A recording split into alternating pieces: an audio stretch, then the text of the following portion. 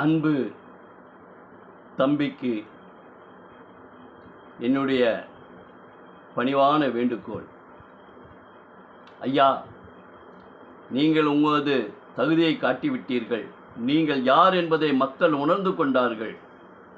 நீங்கள் இருக்கின்ற இடம் ஒரு மாபெரும் இதய சிம்மாசனத்தில் வீற்றிருக்கின்றீர்கள்.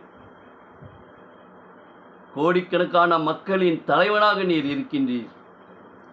அன்று எலெக்ஷன் நேரத்திலே, தேர்தல் நேரத்திலே சரியான போக்குவரத்து இருந்திருந்தால், சரியானபடி மக்களுக்கு ஆதரவு இருந்திருந்தால், நீங்கள் இன்னும் 10 இடம் இல்லை, இன்னும் 30 இடங்களில் நீர் வெற்றி பெற்று தனி பெரும்பான்மையுடன் சிம்மாசனத்தில் அமர்ந்திருக்கலாம்.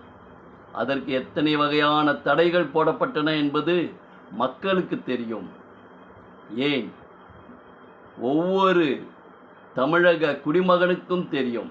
யாரும் கண்ணை மூடிக்கொண்டு அன்று இல்லை. குழந்தைகள் முதல் பெரியவர்கள் வரை ஒரு திருவிழாவிற்கு செல்வது போல் அனைவரும் புறப்பட்டு சென்ற நேரத்திலே போக்குவரத்தின் மூலமாகவும் இன்னும் பலவிதமான இடைஞ்சல்களை கொடுத்தோம்.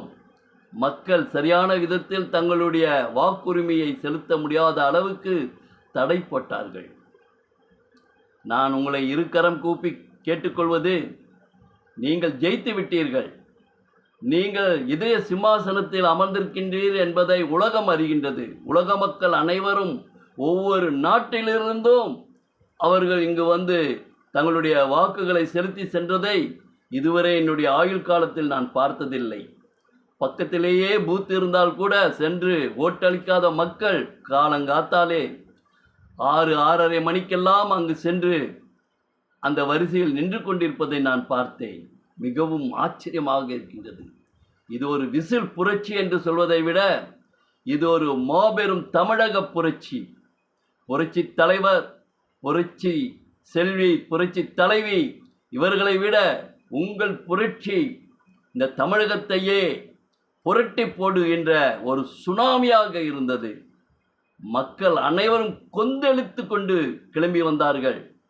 எங்களுடைய இந்த அடிமைத்தனம் போக வேண்டும், எங்களை ஆள்பவர்களின் கையிலிருந்து நாங்கள் மீள வேண்டும், லஞ்சம், லாவணியம், கற்பழிப்பு, போதை என்ற இந்த கொடூர வஸ்துக்களில் இருந்து எங்களுடைய தமிழகம் மீள வேண்டும் என்று ஒவ்வொருவரும் குறிக்கோளுடன் வந்து வாக்களித்தார்கள். இன்று அவர்கள் செலுத்திய வாக்குகள் வீணாகிவிட்டன. எனவே என்னுடைய விஜய் அவர்களுக்கு நான் தாழ்மையுடன் கேட்டுக்கொள்வது, நீங்கள் யாரையும் நம்பாதீர்கள். அது சிபிஐயாக இருக்கட்டும், சிபிஎம்மாக இருக்கட்டும், தொல் திருமாவளவனாக இருக்கட்டும், யாருடைய உதவியும் நாடாதீர்கள். அவர்கள் அந்த திமுகவுடனும் ஸ்டாலினுடனும் கூட்டு வைத்திருக்கின்றார்கள். இன்றல்லது நாளை உங்களை கவிழ்த்து விடுவார்கள்.